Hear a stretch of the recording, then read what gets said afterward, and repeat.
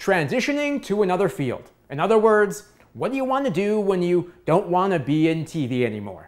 You have a lot of options because everything you've learned is directly transferable to another field, like marketing, PR, a company's internal comms team, and of course, a production company. And that's all just to name a few. So, all of these fields need someone who knows how to shoot, write, edit, let alone actually be able to perform on camera.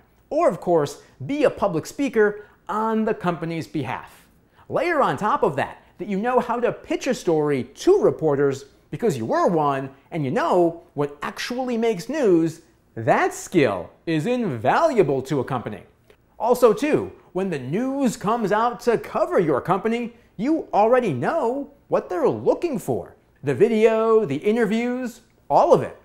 And these are all opportunities that you can talk about in the press releases you send out. Anything having to do with the video opportunities or interviews were definitely press releases I at least read. Here are some great examples of people who have left news and built thriving careers after TV. Jeff Crilley.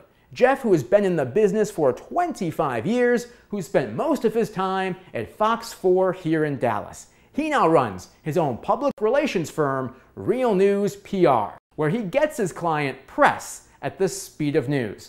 He's been in this business a long time and hires former news people as much as he can, including some I worked with at NBC5. Future Andrew here to talk about a mentor of mine, Ashanti Blaze Hopkins, because there's more to add in about her since the original recording of this video. I first met Ashanti when she was an anchor reporter at NBC5. She then transitioned into doing freelance and PR work on her own. One of her biggest clients was Cheap Caribbean, which after her hard work would eventually go on to be bought by another company. She now teaches journalism at Santa Monica College in the LA area. She's since earned tenure and become the vice president of the LA chapter of SPJ. And since then has made history by being elected the chapter's first African-American female president. I wish you knew how much she cares about people. Many years ago, she was instrumental in helping me get my first large corporate client, Mary Kay Cosmetics. Just one of many examples of how everyone's life would be better if they knew someone like Ashanti. All right, back to the old me with, shall we say, the very exaggerated voiceovers.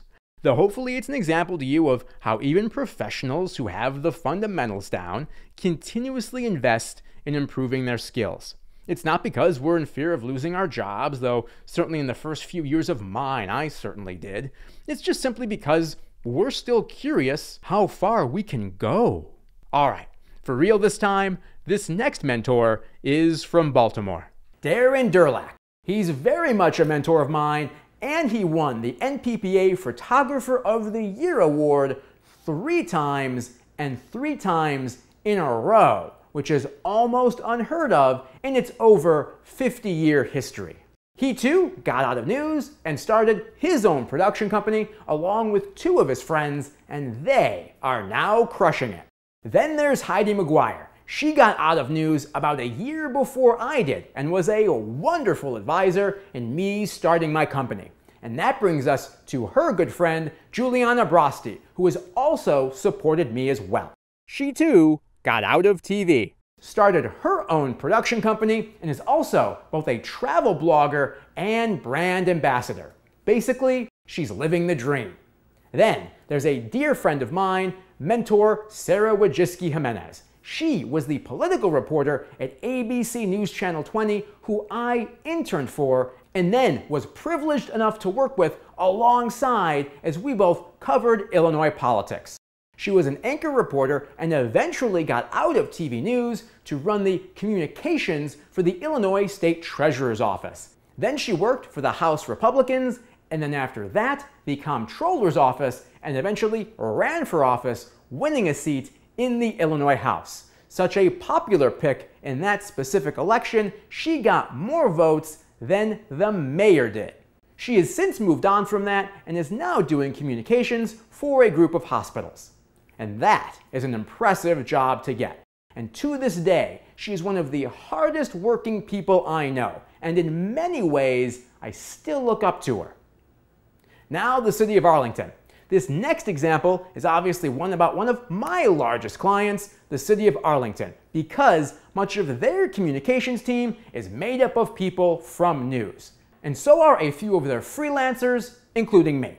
They knew of my work at NBC5, and when they wanted to start a food show for the city that celebrates the diversity and culture of the city, they contacted me to see what that entailed, had me put in an estimate, and as of the time of this recording, we will have completed 5 seasons of that show.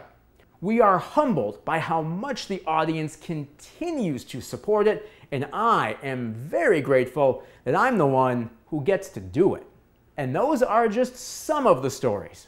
And with that, hopefully too, this should all underscore that many of the public information officers and PR people that you're gonna run into as a journalist probably come from TV news or print news or, some kind of news. So please know, if you're looking at transitioning, that you can do it. And as you do, if you have any specific questions, please feel free to reach out. I'll see you in the next video.